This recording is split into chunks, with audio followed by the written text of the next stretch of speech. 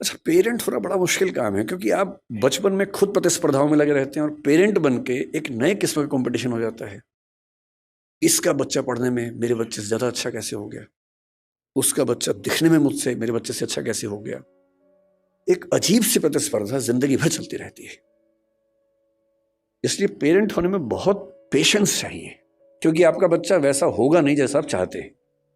हम सब designer baby चाहते हैं, ऐसा बच्चा लंबा इतना हो, सुंदर इतना हो, इतना स्मार्ट हो, पढ़ने में तो ऐसा हो कि सबको पीछे कर दे, समझदारी में तो अलग ही लेवल का हो, उसके बाद भी आज्ञाकारी इतना हो कि हमेशा पैर ही छूता रहे। ऐसा कॉम्बो है नहीं दुनिया में कहीं भी, और ऐसे कॉम्बो आप भी नहीं थे अपने पेरेंट्स के सामने। जब आप नहीं थे अपने पेरेंट्स के सामने, तो आप कैसे उम्मीद कर सकते हैं कि आपके बच्चे वैसे कॉम्बो बनेंगे? नहीं बन सकते। तो आपका बच्चा शायद पढ़ने में अच्छा होगा लेकिन थोड़ा मोटा होगा, पढ़ने में खराब है लेकिन दिखने में सुंदर है, दिखने में सुंदर हो गया, पढ़ने में भी अच्छा हो गया, पर बदतमीज है। कहीं ना कहीं तो मामला फंसेगा ही। और जब तक मामला घर के अंदर है मैनेज हो जाता है, जब बाहर जाने लगता है तो बड़ा पेशेंस चाहिए।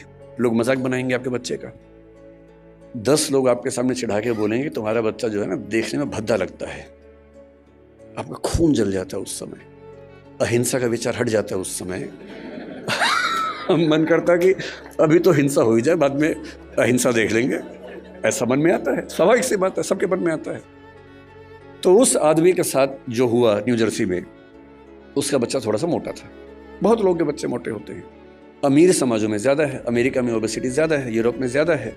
मेरा ख्याल है कि भारतीय समाज में जैन परिवारों में दिक्कत थोड़ी ज्यादा होगी, क्योंकि जैन समाज भारत का सबसे अमीर समाज है। तो ये खतरा ज्यादा है, सीधी सी बात है, खतरा ज्यादा है, क्योंकि जहां एफ्लुएंस ज्यादा है, पैसा ज्यादा है, सुविधाएं ज्यादा हैं, वहां खतरा ज्यादा है। सिंपल सी बात है।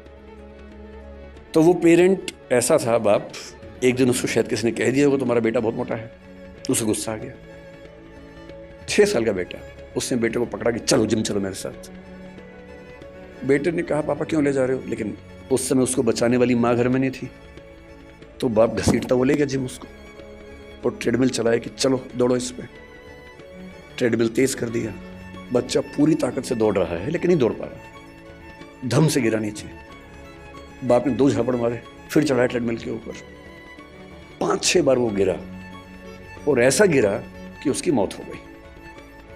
और अब 3 साल बाद इस घटना के, लगभग 3 साल हो गए इस बात को, अब केस शुरू हुआ, उसके फादर जेल में हैं। 30 साल की सजा का प्रस्ताव दिया गया सरकार की ओर से, क्योंकि वहां प्ली बार्गेनिंग होती है कि इतनी सजा ले लो तो केस नहीं चलाएंगे, नहीं तो केस चलाएंगे। तो उसने कहा कि मैं सजा नहीं मानूंगा, तो केस चल रहा है, बाप जेल में। ये घटनाएं इतनी मात्रा में पहले नहीं सुनी जाती थी। पहले किसी माँ का अपने बच्चे को मारना केवल एक स्थिति में होता था कि माँ अविवाहित है, वो ऐसी स्थिति में फंस गई है कि कुछ कर नहीं सकती है, उसके लिए जिंदा रहना मुश्किल है। तब भी वो मारती नहीं थी, कहीं छोड़ देती थी, भाग जाती थी। ऐसी ये घटना में कबीरदास का इतिहास हम पढ़ते हैं। यहूदियों के जो प्रवर्तक हैं हजरत मूसा, उनका इतिहास भी ऐसा है। उनकी माँ ने भी उनको इस तरह से एक नदी के पास छोड़ा था, और फिर वहां से जो राज परिवार था उसने उसको अपना लिया था।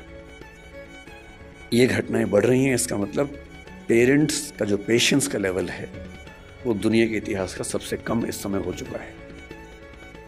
एक तरफा नहीं है, ये बच्चों की साइड से भी है। अगर आप बच्चों का मनोविज्ञान देखेंगे तो वो भी बहुत अच्छे सिम्टम्स नहीं आ रहे हैं इस समय। अभी 2-3 महीने पहले बेंगलोर में घटना घटी है। 14 साल का एक बच्चा, 15 साल का उसका भाई, 2 भाई हैं। 14 साल के बच्चे ने अपने माँ बाप दोनों की हत्या कर दी।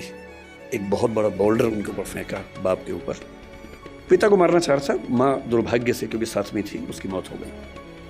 पर फिर पूछा गया कि ऐसा क्यों किया भाई तुमने? उसने जो कहा वो हम सबके लिए बहुत जरूरी है। उसने कहा पिछले कुछ समय से मुझे और मेरे भाई को एलर्जी हुई, उस एलर्जी की वजह से हमारी त्वचा कहीं कहीं जल गई, काली हो गई। और रोज हमारे पापा बोलते थे, मतलब गालियां देते थे कि तुम कितने भद्दे दिखते हो, बदसूरत दिखते हो, क्या करते हो, बदतमीजी करते हो, कुछ गलत काम करते हो, इसलिए ऐसा हो गया है। और उसने पुलिस को बताया कि एक तो मैं खुद परेशान कि मेरे साथ ये क्या हो रहा है, और जब मैं घर आता था इस उम्मीद में कि घर पे कम से कम घर पे तो लोग मुझे समझेंगे, वहां तो प्रेम मिलेगा, वहां तो अनकंडीशनल तरीके से मुझसे बात होगी। वहां भी गालियां पड़ती थी, रोज गालियां सुनता था। और एक दिन जब गालियां बहुत ज़्यादा हो गई, नहीं झेल पाया, तो मैंने कदम उठाया और मुझे इस वक्त का कोई अफसोस नहीं। ऐसी घटना है। 14 साल का बच्चा है सिर्फ। आप इंटरनेट पे केवल एक चीज सर्च करके देखिए कि ऐसी माताएं या पिता बूढ़े जिनको बच्चों ने घर से बाहर निकाल दिया हो। मैंने यूं ही परसों नेट पर सर्च किया, old age parents who have been thrown out by their children from the home. मुझे लगा एक घटना सामने आएगी, कुछ पढ़ूंगा उसके बारे में। इंटरनेट के कई पेजेस भर गए, घटनाएं खत्म नहीं हो रही थी। और जो मोस्ट रिसेंट घटनाएं थी उनमें से एक थी बंगाल की, एक ऐसी औरत जिसका पति मर गया, 90 साल की है, 7 बच्चे हैं। 7 बच्चे उन घरों में रहते हैं जो उस महिला के पति ने और उसने मिलकर बनाए थे। और 7 बच्चों ने अपनी माँ को घर से बाहर निकाल दिया जिस जगह में रहती थी। 12/7 की घटना है। 12/7 एक जगह है बंगाल में, वहाँ की घटना है। अब माँ घर में है, कैसे निकाले? किराए पर एक टीम को हायर किया, बदमाशों की टीम को। वो आई, माँ को उठाया, रात को लेके गई और कहीं फेंक के आ गए, सिर्फ इसलिए कि इस बुढ़िया का झंझट कौन उठाए। जब ऐसी घटनाएं आप भी पढ़ते ही होंगे अखबारों में, मैं भी पढ़ता हूं। और जब जब ऐसी घटनाएं हमारे सामने आती हैं तो हमें बहुत केयरफुल हो जाना चाहिए कि कुछ ऐसा हो रहा है जो ठीक नहीं है।